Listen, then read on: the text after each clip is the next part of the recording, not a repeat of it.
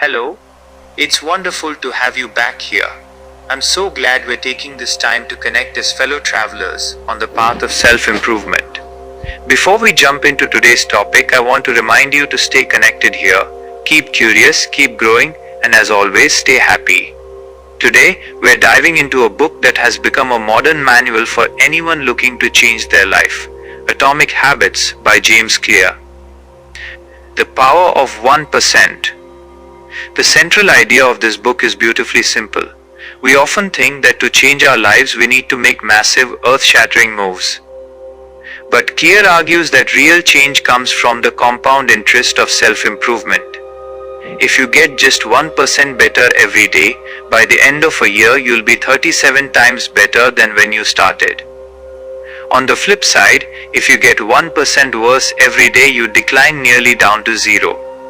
He calls these atomic habits because they are small like atoms, but when clustered together they provide the fuel for a massive explosion of results.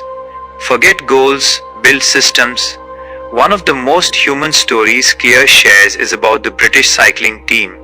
For nearly 100 years, they were the also-rans of the cycling world, so mediocre that some bike manufacturers wouldn't even sell them equipment because they didn't want their brand associated with losers.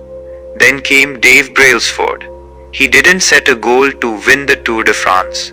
Instead, he looked for the aggregation of marginal gains.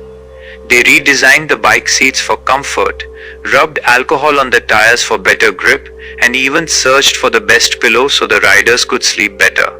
By improving every tiny detail by 1%, they went on to dominate the Olympics and the Tour de France for a decade. The lesson? You don't rise to the level of your goals, you fall to the level of your systems. The 4 laws of behavior change.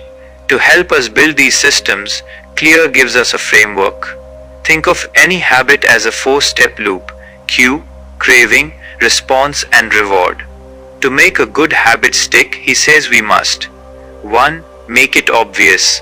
Don't just say, I'll work out. Say, I will exercise for 20 minutes at 7 a.m. in my living room. This is implementation intention. 2. Make it attractive. Use temptation bundling. Only watch your favorite show while you're on the treadmill. 3. Make it easy. Use the 2-minute rule. Any habit can be started in under 2 minutes. Want to read? Just read 1 page. The point is to show up, even when you don't feel like it. 4. Make it satisfying.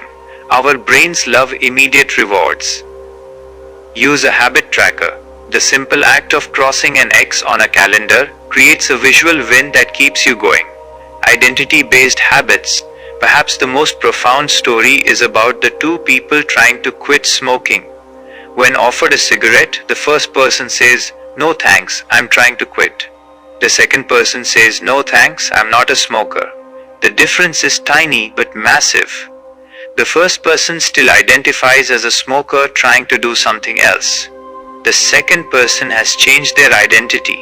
Clear reminds us that every action you take is a vote for the type of person you wish to become. As we wrap up, remember that you don't have to be perfect, you just have to be consistent. Every small positive choice you make today is a seed for the person you'll be tomorrow. Thank you for sharing this space with me. Stay connected, keep that smile on your face, and stay happy. How do you feel about the idea of identity-based habits? Is there a specific version of yourself you're currently voting for?